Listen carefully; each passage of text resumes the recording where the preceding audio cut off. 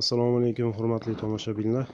Mana bugun biz qora mramorni pechat oldik. Asosan sokolga mos keladigan fasonda. Endi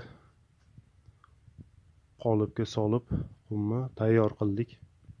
Xudo xolisa buni to'pli polda yoqib quritamizda, keyin ertadan pechat olishni boshlaymiz. Bu tomonda oq mramor pechati zagruzkamiz bor.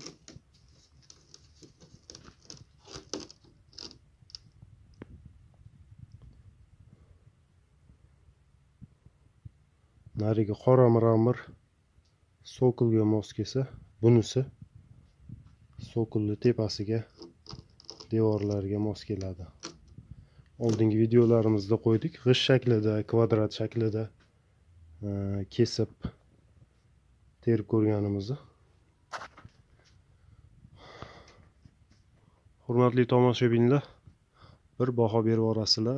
Mana qora mramorimiz qanaqa chiqibdi, yaxshimi?